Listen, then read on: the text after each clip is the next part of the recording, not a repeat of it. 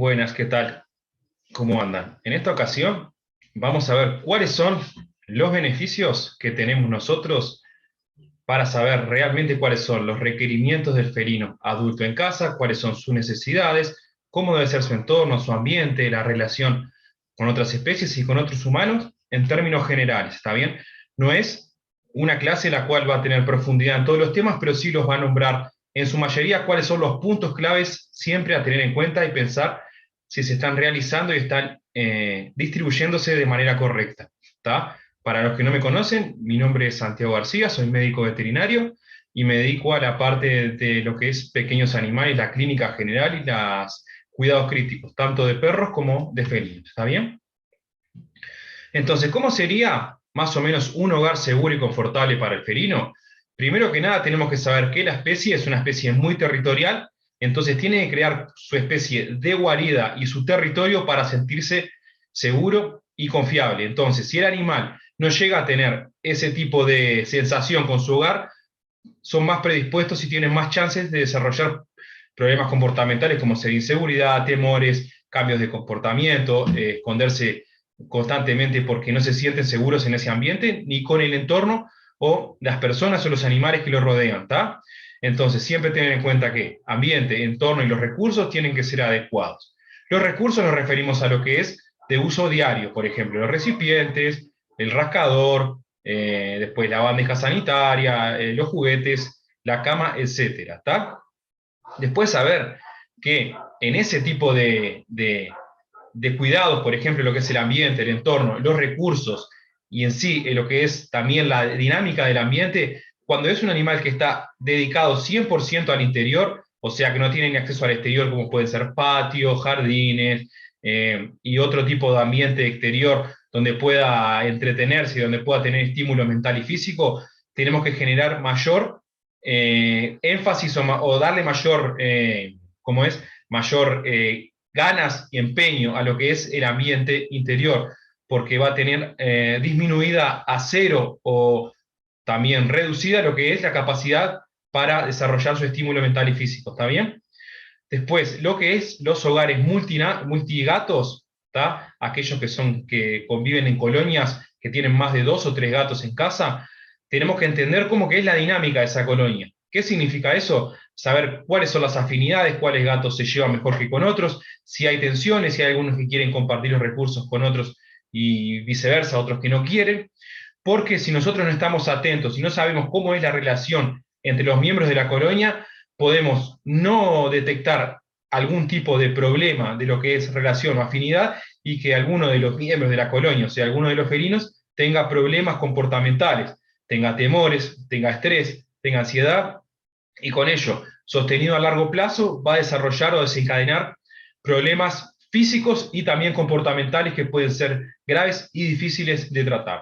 En la consulta diaria, muchas personas cuando llegan a consultar o por algún tipo de problema, lo que yo siempre le pregunto, cuando, por ejemplo, puedo llegar a percibir que es un problema de estrés o ansiedad manifestado de forma física, muchas veces yo les pregunto cómo es que es la relación de los felinos en casa, y muchos tutores dicen que sí, que se llevan muy bien porque los animales no pelean, porque los animales no ven que luchen. Pero bueno, después cuando comienza la anamnesis y muchas preguntas en lo que es la consulta, a veces da para percibir que realmente hay problema de atención en la colonia, ¿tá? No significa que los gatos porque no se peleen, no se lastimen, no se gruñan, o uno no corra al otro, o no se ponga encima del otro lo reduzca, es que los animales no puedan tener tensiones, ¿está? Obviamente lo pueden manifestar mediante diversos mecanismos de pelea, más que nada cuando los gatos no se pueden evitar, por ejemplo, lugares arrinconados, ambientes chicos, que ahí pueden pelear como un mecanismo de defensa. No es lo común, sucede, y no significa que si los gatos no tienen ningún tipo de manifestación física y visual de lo que es mala relación con otros felinos de casa, sea que se llevan bien, ¿tá? Entonces, saber que eso es una de las principales inconvenientes e inseguridades en los hogares que yo percibo, ¿tá? Después, todos los recursos que son distribuidos en la casa tienen un porqué, ¿tá? ¿Por qué eso está ahí? Por determinada acción. ¿Y por qué no está ahí?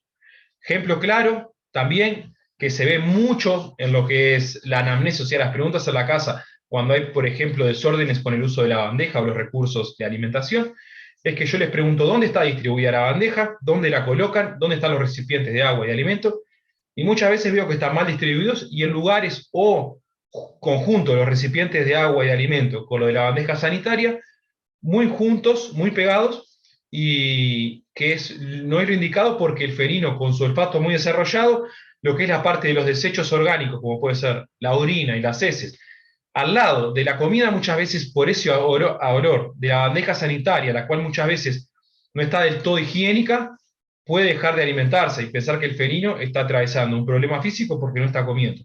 Y viceversa, ¿está?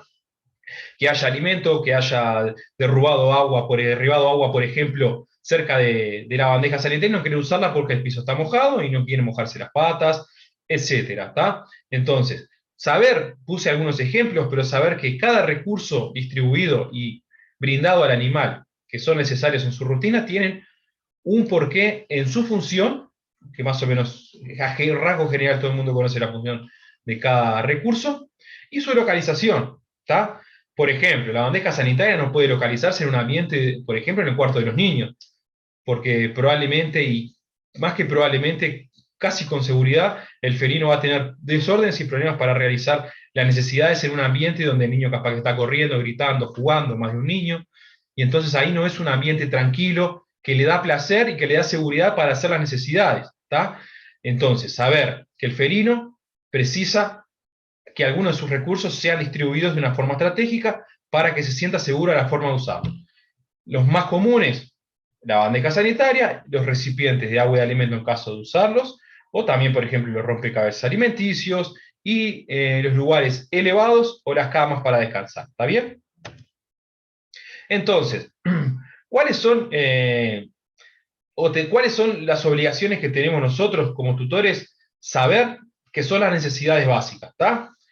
Saber que no es solo al animal darle techo, alimento, amor y pronto. Obviamente eso es esencial, importa y es fundamental. Pero también nosotros debemos tener un mínimo conocimiento de lo que es, cuáles son los recursos que nosotros tenemos que brindarle y dónde ubicarlos. ¿Tá? Yo ya también he percibido de muchas personas que no le dan lo que es la importancia que se merece la distribución y el enriquecimiento ambiental. Es muy importante y cada vez se sabe que es aún más importante. Mucho más en aquellos, como dije anteriormente, felinos que no tienen acceso al exterior. ¿Tá? Entonces, tenemos que saber qué tipo de recursos, cuántos, dónde, ¿tá? Dónde no. ¿Por qué si tenemos muchas colonias, una colonia multigato, no podemos colocar todas las bandejas juntas, todos los recipientes de alimentos juntos? ¿Por qué? ¿Por qué no podemos colocar los recipientes en el mismo cuarto, en el mismo ambiente pequeño de la bandeja sanitaria con los del agua y la comida? Todo eso debemos interpretarlo y saberlo, porque es la obligación de los tutores en casa intentar llegar a que el animal tenga el mejor bienestar y la mejor calidad de vida posible. Sabemos que todo se tiene que centrar en imitar el comportamiento natural de la especie.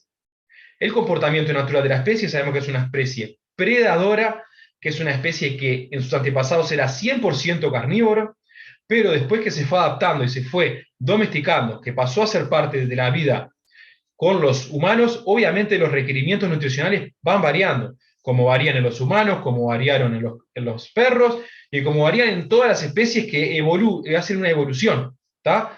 Entonces, saber que obviamente su alimentación es predominantemente carnívora, pero se adaptó como para que el animal tenga otras variantes de lo que la parte de vegetales, también subió levemente el porcentaje de carbohidratos, pero siempre tener en cuenta que el felino es felino y no es canino, porque también uno de los errores más comunes que arrastro de lo que es la consulta diaria, tanto de caninos como felinos, pero focalizado, enfocado en lo que es la parte de felinos, es que muchas personas compran una ración de perro y se la dan al gato.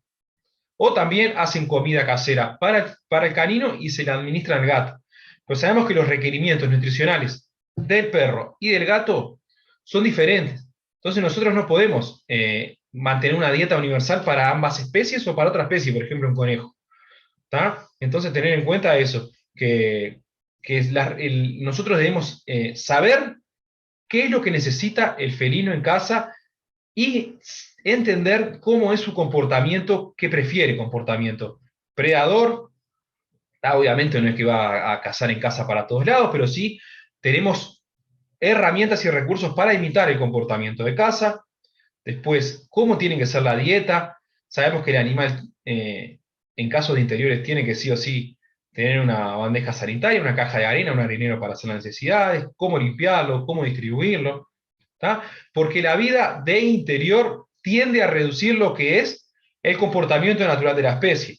El animal que vive en el interior es un animal que tiene tendencia al sedentarismo, al sobrepeso, al aburrimiento, a la desmotivación, si nosotros no hacemos algo. Entonces, no es solamente volviendo al primer punto. Techo, alimento y amor. Importa, importa y mucho, y es fundamental, pero también la parte de enriquecimiento ambiental, distribución de recursos, y entender cuáles son los requerimientos nutricionales, que no es igual a otras especies, es obligación y fundamental para que el animal pueda tener su bienestar normal. ¿Está? Entonces, recordar que el enriquecimiento ambiental y la estimulación felina son dos puntos claves para que su vida sea de una forma normal, ¿tá? Reducir al mínimo lo que son los problemas o las probabilidades de aparición de alteraciones comportamentales o también nutricionales. ¿Tá? ¿Cuáles son las contras? Ahora sí, entrando en la parte de animales que tienen una vida pura y exclusivamente de interior. ¿Cuáles son las contras? Las contras es que va a privarlo o va a reducirlo de lo que es el comportamiento natural de la especie, porque sabemos que el felino en la vida libre era un animal que pasaba gran parte de su día cazando, comía lo que cazaba, perseguía objetos, era curioso y tenía a grande modo, por un lado, la estimulación mental y por otro la estimulación física, que en el interior se reduce porque es un animal que va a estar dentro, no va a tener tantos estímulos, no va a ir atrás, por ejemplo, de roedores, de pájaros. Si bien en aquellos que tienen acceso limitado o acceso reducido al exterior pueden llegar a tener un comportamiento similar, obviamente no es igual al que tenían en su vida natural y no va a ser tampoco en aquellos que tengan acceso al exterior. Pero cuanto más acceso al exterior tenga, mayor va a ser las chances de que intente tener un comportamiento parecido al que desarrollaba o al que él prefiere en su vida. Después va a reducir la vida del interior, ¿tá? La probabilidad o la posibilidad de experimentar y implementar lo que es el comportamiento predador. ¿Está bien? ¿Qué significa? Que el animal no va a tener el estímulo en la cabeza para cazar. Eso es lo que al gato lo mantenía estimulado, lo mantiene activo. Saber que para alimentarse va a tener que cazar, entonces ya tenía la destreza de buscar la presa, de hacer la táctica para cazarla, abalanzarse, comerla, o sea, su estímulo o lo que es su enriquecimiento positivo era cazar la presa para comer y satisfacer sus necesidades y sentirse con el placer de estar alimentado. Entonces, nosotros le vamos a romper esa cadena, porque el animal pasa a depender pura y exclusivamente del humano para alimentarse. Entonces, esa parte de estímulo de lo que es cazar para comer y satisfacer su día, o sea, el objetivo y la motivación del día era cazar para comer. Entonces, entendiéndolo así, vamos a ver que, bueno, si el animal ya ahora no caza, solo come, toda esa parte de estímulo mental está abolida o está reducida, más aún en gatos de interior. Entonces, nosotros tenemos que buscar las herramientas que las hay, que las sociedades internacionales de medicina felina, de comportamiento felino, de lo que es la nutrición felina, recomiendan y saben que se puede hacer un comportamiento pseudo predador, o sea, imitar a lo que es la conducta predadora del felino para poder estimular la parte mental y con ello que no caiga en problemas de obesidad, sedentarismo, depresión por falta de estímulo. ¿Tá? Es una frustración para el felino no tener la posibilidad de salir afuera, al exterior y poder cazar. ¿Tá? Eso obviamente va a disminuir lo que es la actividad del felino y es un círculo vicioso. Cuanto menos el felino tiene actividad, más se va a sentir cansado, desmotivado, va a comer más y con ello van a comenzar a aparecer problemas comportamentales y físicos. Entonces, el gato siempre tiene la capacidad de adaptarse a sus nuevos ambientes. Como dije, en otras oportunidades, obviamente a veces las mudanzas y los cambios de territorio, lo cual lo hacen sentirse vulnerable, pueden hacer que el gato tenga problemas en la adaptación, pero siempre que nosotros lo ayudamos se termina adaptando al nuevo ambiente. ¿Está bien?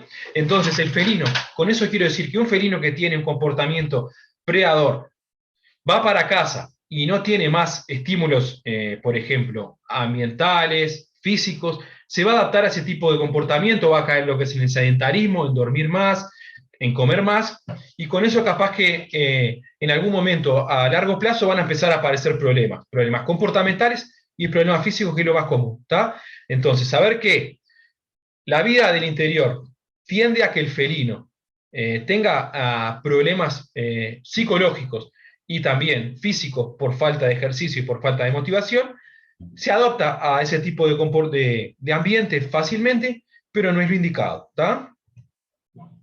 Entonces, ¿cómo nosotros vamos a intentar sustituir determinadas actividades? ¿Tá? Por ejemplo, el gato, el comportamiento predador, si nosotros no lo estimulamos, el animal va a tender a comer más, dormir más y va a acicalarse, que puede ser de forma compulsiva por falta de estímulos. Y el animal, cuando tiene comportamientos compulsivos, ese tipo de comportamiento lo realiza como una forma de aliviar su ansiedad y lo que es también el nerviosismo que tiene. ¿tá? Entonces, la sustitución de actividades que van a suceder, ¿tá? Van a ser, por ejemplo, el comportamiento predador abolido, no va a poder explorar ni buscar la presa y objetos, y también el vínculo de lo que es la parte social, humano y animal, también si lo tiene reducido, si el animal no lo presenta, va a caer en lo que es también ese tipo de conducta de comer más, de dormir más y de acicalarse de forma compulsiva, como ejemplo. ¿tá? Todo eso va a llevar a comportamientos físicos, ¿tá? Que se van a desarrollar o van a ser sostenidos en el tiempo. Entonces, si quedó medio confuso, sabemos que nosotros tenemos que intentar sustituir o suplantar las actividades naturales o preferidas del gato para evitar que haya problemas o sustitución de determinadas conductas por conductas indeseadas. Sabemos que el felino debe tener conductas predadoras, sabemos que debe tener exploración y búsqueda de presa y objetos, más si tiene acceso al exterior, y el vínculo social que tiene que existir, vínculo con sus tutores o vínculo con otros animales en caso de compartir casa o ser hogares o colonias multigatos. Entonces, si está reducido el comportamiento predador, si está reducido la búsqueda también de lo que son objetos y presas, el estímulo mental y el vínculo, el animal va a tender a comer más o tener problemas alimenticios, va a dormir más o esconderse más y va a tener la tendencia a tener comportamientos compulsivos, y uno de ellos, el más común, es el acicalamiento o higienización excesiva del cuerpo. ¿tá? Todo eso va a llevar a que el animal pueda desencadenar problemas físicos, ¿tá? Problemas, enfermedades que sean de atención médica. ¿tá? Entonces, siempre tener presente eso, que nosotros no podemos solamente dejar el gato en casa con comida, algún cariño cada tanto y que se arregle, más en hogares multigatos. ¿tá? Entonces, ahora entrando en lo que es el ambiente adecuado. Entonces, si nosotros tenemos que sustituir ese tipo de conductas, ¿qué es lo que tenemos que hacer o qué es lo que nosotros tendríamos que tener en cuenta? Bueno, el objetivo principal es que se sienta seguro, a salvo, confortable y con un bienestar adecuado. ¿tá? Después, acceso al exterior, solapa sí, solapa no. La solapa es esa puerta que se deja para que solo el gato pueda entrar y salir, pero sabemos que tiene sus pros y sus contras, que no los vamos a ver acá porque son muchas, pero bueno, tener en cuenta que es una alternativa que tiene cosas positivas y cosas negativas. ¿tá? Después, ¿cuáles son los recursos que deben ser disponibilizados en cantidad y calidad suficiente? El arenero o bandeja sanitaria, el o los rascadores, los ambientes elevados del nivel del suelo para que pueda huir o que pueda estar cuando se siente amenazado o quiere evitar contacto tanto con humanos, sea con niños, con personas desconocidas, con sus propios tutores o con otros animales. Las camas tienen que ser confortables y en lugares adecuados. Los recipientes alimenticios, sean de agua y de alimento, también. Y la distribución de los juguetes, juguetes que se le disponibilizan para que tenga 100% de disponibilidad en el felino y aquellos que están guardados para que cuando nosotros juguemos con ellos se estimulen, ¿tá? Que sean una novedad. Los juguetes también es bueno ir renovándolos, al igual que los rascadores, ¿tá? Y también en caso de distribuirle rompecabezas alimenticios, que lo vamos a ver en otra oportunidad, también deben ser siempre sustituidos, ¿tá?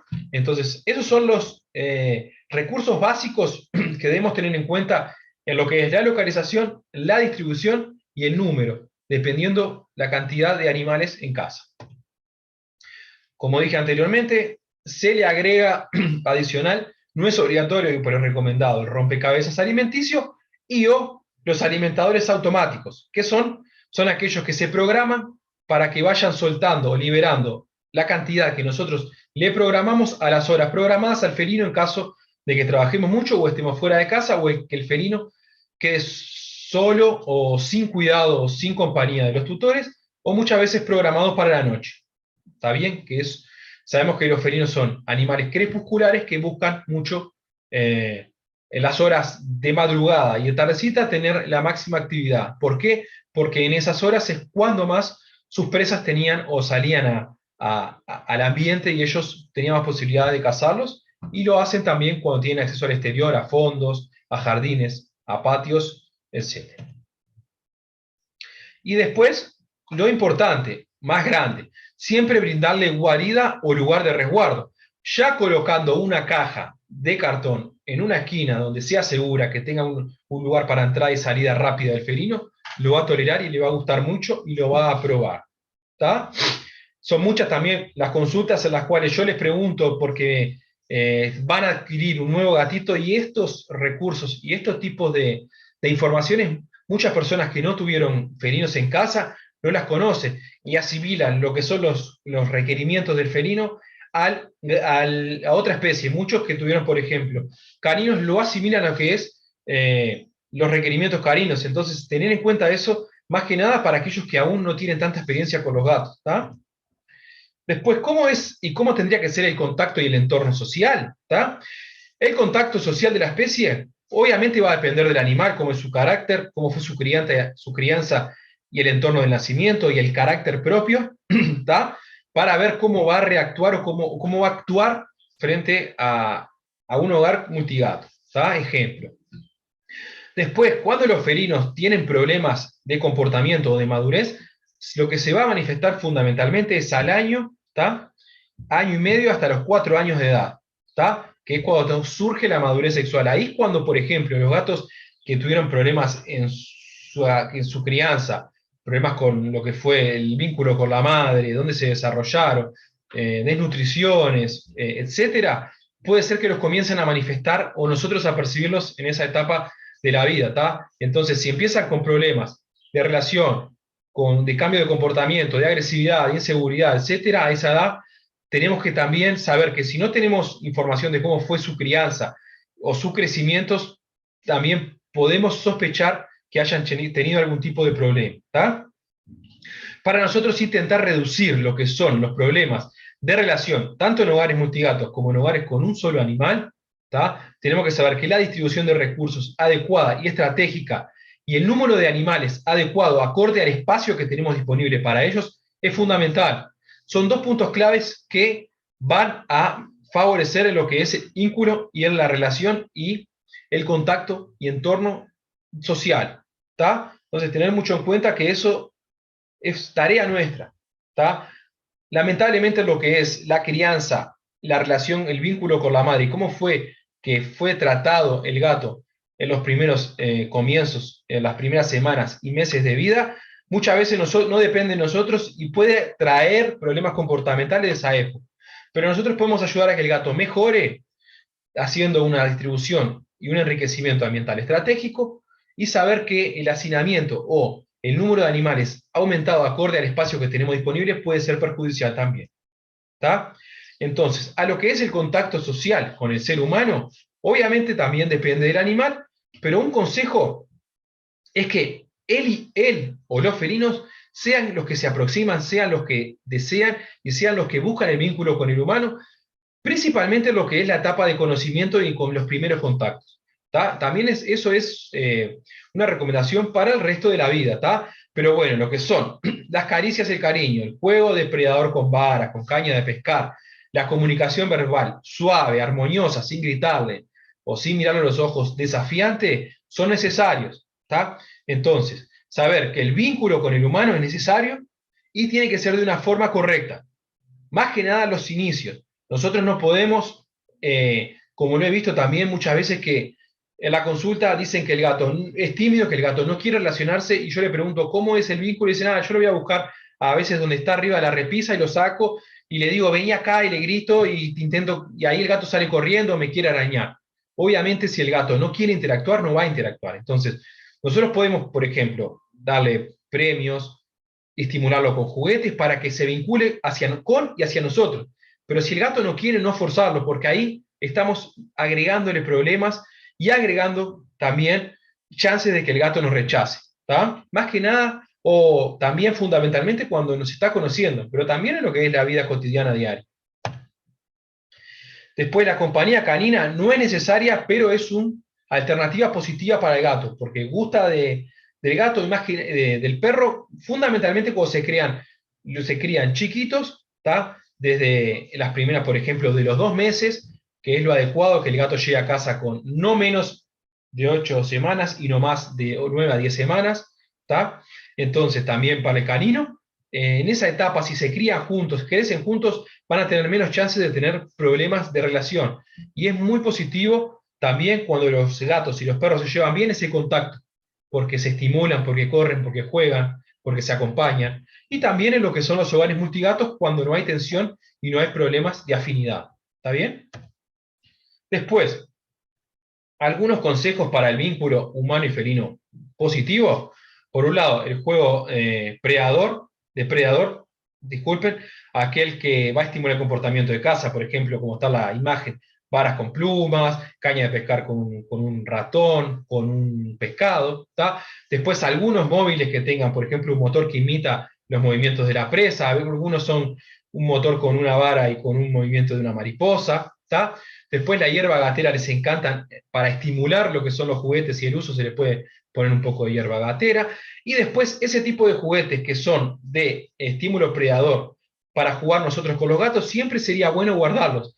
Porque si nosotros los dejamos a disposición todo el tiempo, va a pasar de ser una novedad y no va a estar más curioso ni va a estar estimulado al usarlos. Entonces siempre tener en cuenta que esos juguetes deben estar guardados y por lo menos 20, 30 o 40 minutos diarios intentar jugar con él o con los felinos para estimular la forma física y mental del felino. ¿Está?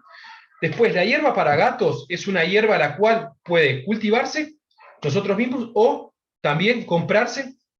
Lo que va a estimular es que el gato la ingiera y a eliminar lo es el pelo ingerido. Sabemos que el gato se acicala y más en aquellos de pelo largo puede llegar a tragar pelos. Eso, si se acumula mucho, puede ser un problema. Puede dar vómitos, problemas digestivos, problemas de tránsito. Entonces, es una buena alternativa y le gustan. Tiene que ser hierba gatera, no puede ser cualquier planta, porque al desconocimiento de determinadas plantas puede intoxicarse. Después, sabemos que el estímulo del olfato es muy fuerte, muy desarrollado, entonces evitar los desinfectantes con olores fuertes, en lo que son cerca de los recursos intensos, aquellos de amoníaco, amonio cuaternario, porque pueden hacer que el gato deje de usar los recursos o estar en esos ambientes. ¿Tá? Y sabemos que el felino es un animal que se estimula mucho con la novedad y con los desafíos, entonces podemos usar, por ejemplo, si no tenemos recursos económicos suficientes, ya con una bolsa de papel, caja de cartón, madera, todo eso son estímulos para el gato que podemos ir cambiándoselos, rotando y presentándoselo en la casa para que lo use. ¿Tá?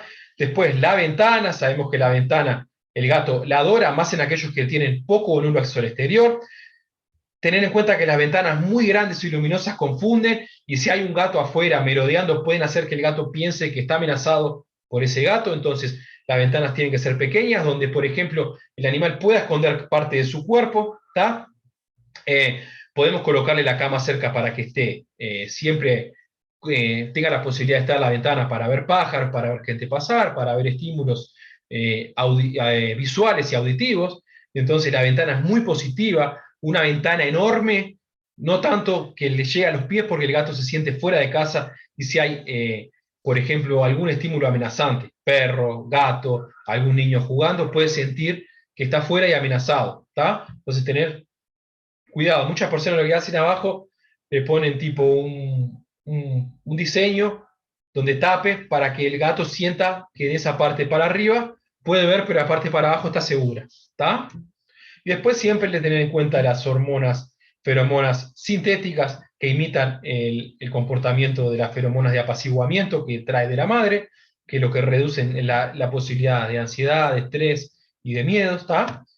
Y después los cuidados diarios y físicos, por ejemplo, con la piel y el pelo, los de pelo corto son más fáciles de cuidar, las de razas de pelo largo o cruzas son más difíciles, entonces siempre tener presente que la parte de los genitales y la cola debe estar limpia, sin restos de materia fecal seca que puede suceder que se peguen en el pelo, entonces puede a veces precisar recortar y limpiar, muchas veces yendo al veterinario para que lo realice. Después los que son los gatos mayores y deficientes pueden precisar que se peine y se remueva el pelo suelto porque no se acicala de una forma correcta, ya en gatos de edad avanzada. ¿Tá? Después lo que es los ojos y alrededor, ¿tá? En las especies siempre se mantienen limpios porque se higienizan los de pelo corto, pero aquellos persas, los que son de cara chata, los braquicéfalos, pueden precisar porque tienen más tendencia a la secreción y a acumulo de lo que es suciedad y lagañas y costras en esa parte. O sea, a veces precisa de limpieza. Después las uñas, los rascadores son los que le van a mantener las uñas en buen estado. ¿Tá? A veces cuando tienen sol exterior en los árboles también.